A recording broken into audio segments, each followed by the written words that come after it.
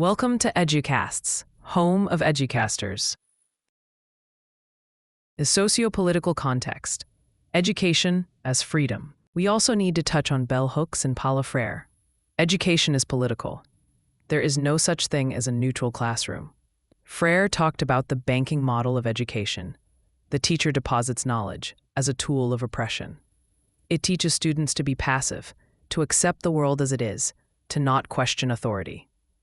Child-centered education, in this light, is a practice of freedom. When you teach a child to ask why, to pursue their own truth, to question sources, you are creating a citizen who is hard to manipulate.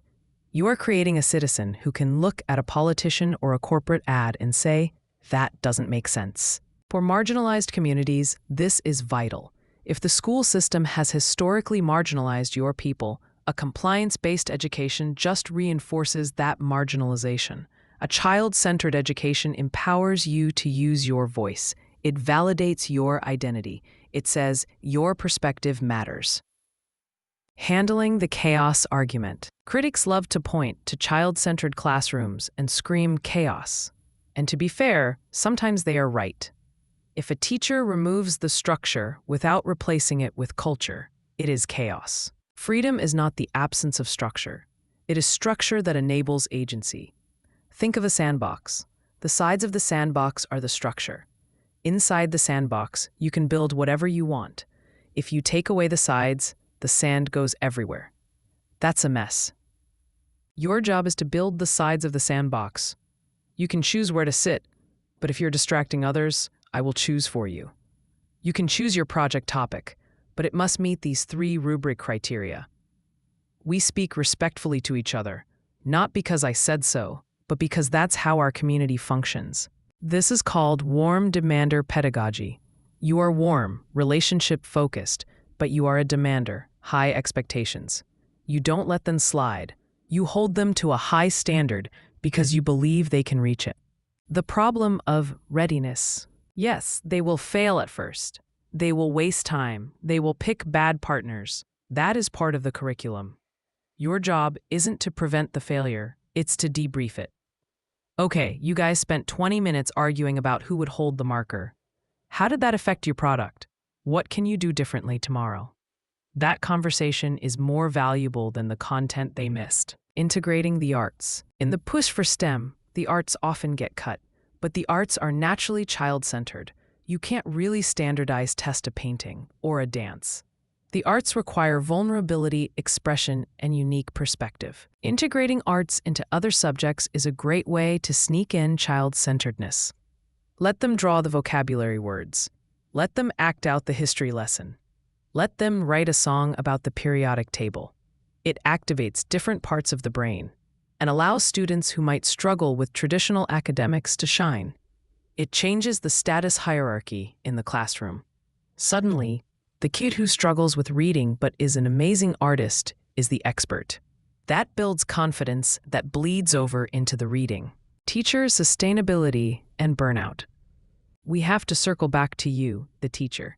Child-centered teaching is high intensity. Emotional labor is heavy. You are carrying their stories, their traumas, their struggles.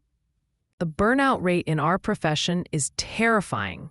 If you try to be the perfect child-centered teacher who differentiates every single assignment and has deep emotional conferences with every student every day, you will quit in 3 years. You have to practice good enough. Sometimes a worksheet is okay. Sometimes a lecture is the most efficient way to get information across so you can get to the fun stuff. It's about balance. Don't let the perfect be the enemy of the good. Also, rely on the students. In a traditional class, the teacher works harder than the students.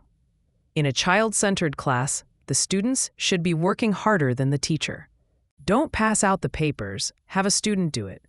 Don't clean the room, have the students do it. Don't answer the question. Ask the class, who can answer that for Sarah? Offload the cognitive and logistical load to them. It empowers them and saves your sanity. Final thoughts for the road ahead. As you move into your career, the pendulum of education policy will swing back and forth. 1 year, the district will push scripted curriculum. The next year, they will push inquiry.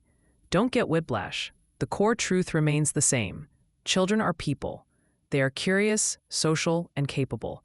If you treat them with dignity, if you listen to them, if you challenge them with work that matters, they will astound you. You were entering a noble, frustrating, hilarious, and vital profession. Don't let the system grind you down. Close your door, look at your kids, and do what you know is right. Good luck. You're going to need it, but you're also going to love it. A note on administration and advocacy. One aspect we haven't touched on enough is how to manage up. You will likely have an administrator. Some get it, some don't. Some are obsessed with test scores and quiet hallways. If you are running a loud, messy, active classroom, a principal walking by might think you've lost control. You need to be an advocate for your pedagogy. Invite them in. Hey, we are doing a chaotic simulation of the stock market on Tuesday. It's going to be loud, but come see the math they are doing. Post the learning objectives clearly. If the principal sees kids on the floor with glue, but sees a sign on the board that says Objective, Analyzing Structural Integrity in Bridge Design, they relax. They know there is a plan. Show the work. Fill the hallways with student projects. When the evidence of learning is undeniable, it buys you the freedom to teach how you want. The global perspective. Finally, realize that the US is often playing catch-up here. Look at Finland. Look at Reggio Emilia in Italy.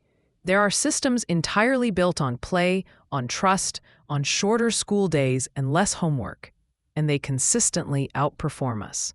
We are often trapped in a puritanical idea that if it isn't painful, it isn't learning. We need to break that. Joy is an efficient fuel for learning. When you see a kid laughing while they work, don't shush them. Listen to what they are laughing about. If they are laughing about the content, you've won. You've created a space where learning is a natural, joyful human activity, and that is the whole point.